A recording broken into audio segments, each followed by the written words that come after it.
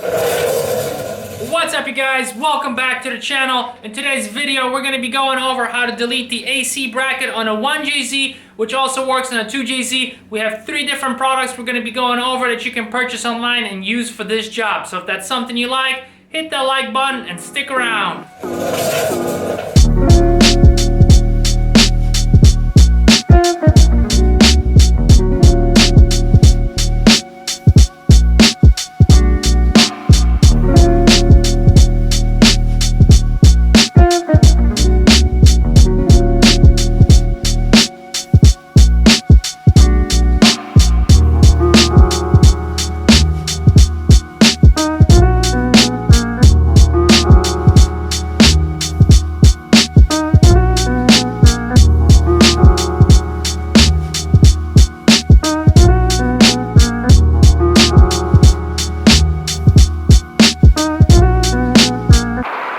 So let's start with why we need to delete the AC to begin with.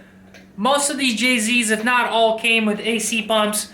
Now, if you're swapping it to like a 240 or an FRS and you're not going to be using the AC system, it's really redundant to keep that here. Not only it weighs quite a bit, so you're actually raising the weight of your vehicle, but it also creates resistance on this belt because it is another unit that's spinning. Even though it's not engaged, it's still causing some drag on this belt, which then causes drag on the crank, which then eliminates some of the horsepower that the engine produces and pushes it out through the back axles.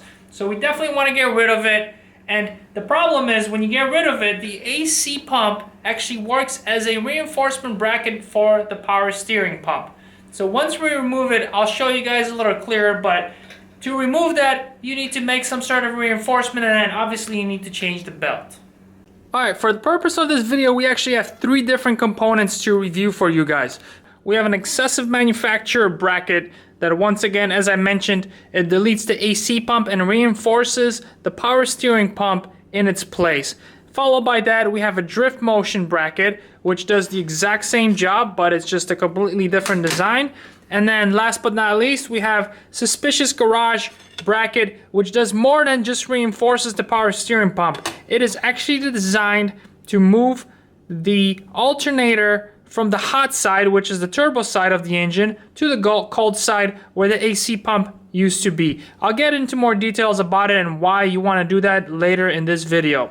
When it comes to prices of these 3 components, the 2 on the right do the exact same job, and the price is somewhat close to it.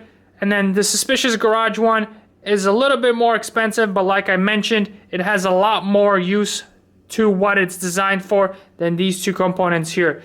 The excessive manufacturer bracket itself costs $48 on their website, and then it's additional $23 for the shorter belt that is required for this, since you're no longer running AC. Then as far as the Driftmotion one goes, it is $109, and it's a complete kit with the belt. And then last but not least, the Suspicious Garage alternator relocation bracket and AC pump delete runs for $160 on their website, including the belt, hardware, and a CNC bracket.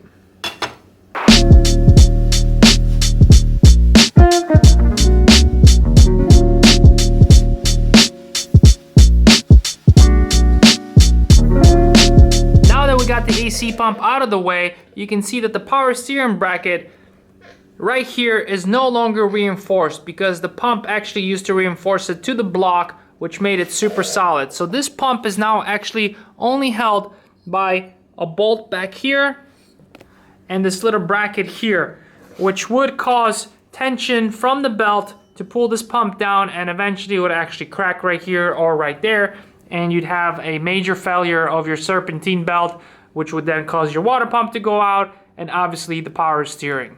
So with the AC pump off, we're also going to have to remove this bracket that was used for part of the reinforcement. There's 2 14mm bolts. You can get to them through the power steering pulley.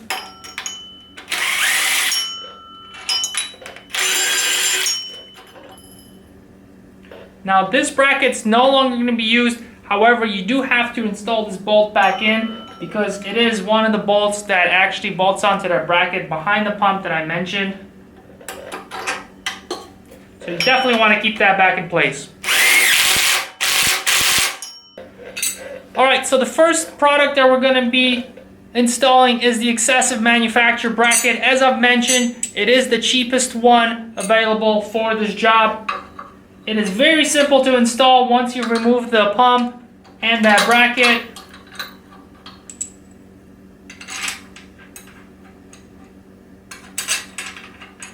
It goes in the place where the AC pump used to be bolted onto the oil pump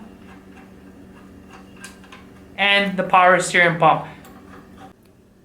Now that the belt is on, I just wanted to show you guys the way it's routed. It goes from the power steering pump to the crank, over the tensioner, onto the alternator and the water pump, and then back to the power steering pump.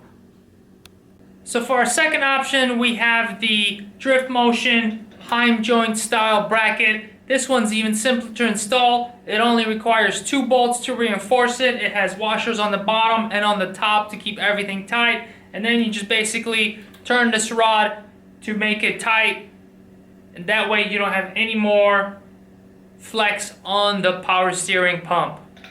To be honest, from my personal experience, I don't like reinforcement brackets to have Heim joints because that does leave some sort of flex in them, whether it's forward and back or side to side. Personally, I think the Xcessive manufacturer bracket is better in that situation because it is a solid piece of metal and it uses 3 points to reinforce the power steering pump. There's no adjustment, there's no way for it to move around or loosen up like this potentially could. Nothing against Driftmotion, that is just my personal preference from using both of these at this point and seeing the differences. Alright, so last but not least, we're going to be using the Suspicious Garage bracket for the final install. We're actually going to stick with this bracket out of all the 3 options, mainly and not only for the reason of reinforcing the power steering pump, but also to move the alternator from the hot side to the cold side. Now, the reason why I want to do that personally is because I have wired many of these JZs into custom chassis like 240s, for example, and I always have to run the power wire from the alternator over the valve cover. I usually run it inside the valve cover, back to the engine, to the starter, and then to the battery. This makes things a little bit more complicated. If you guys ever built your power wires, they are thick wires, 0 gauge or 2 gauge, so they're kind of thick. It's kind of not very nice looking when it's running along the engine, and if you run it underneath the engine, once again, it creates a lot of commotion and unnecessary wiring. So this way, if we have the alternator on this side, it's going to be a straight shot to the starter and to the battery, which will eliminate the unnecessary wire going over the engine or under the engine to the alternator itself. That is why we're going to be using this bracket for the first time. Let's get to the install now. So one thing that I noticed right away as I was trying to fit this bracket on, I noticed that there's a knob on the oil pump that gets in the way to align the bolt holes on the lower bracket. Now, looking on the Suspicious Garage website, they do mention that if you have an oil pump with an idler tensioner lock, which I'm assuming is this hole right here that probably supports some sort of bracket, then you do have to eliminate that. You have to cut that down and shave it so the bracket fits. Since we did install a new oil pump on this, I'm assuming this is just an integrated new component. I actually went and pulled the old oil pump of this one JZ, and it actually does not have that bracket here sticking out, which would make this bracket work perfectly fine with no modification on the stock pump. But since we do have a new modified pump on this, we're gonna have to trim that down to make this bracket work properly.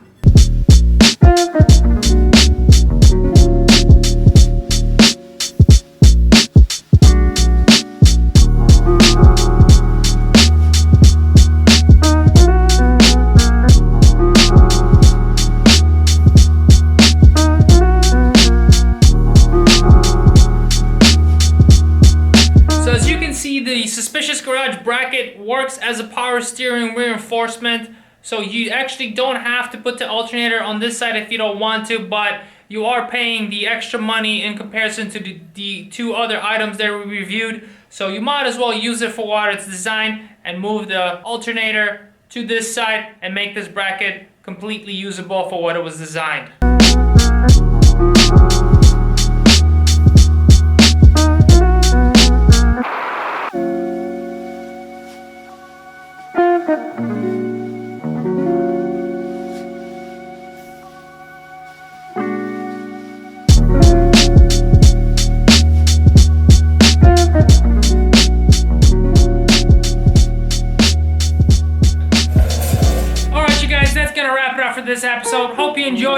learn something new. Hopefully those 3 options will help you guys pick the right choice to eliminate your AC pump on your 1JZ or 2JZ. If you liked the video, make sure you hit that like button. And to support the channel, hit the subscribe and notification button. And I'll catch you guys on the next one. Peace!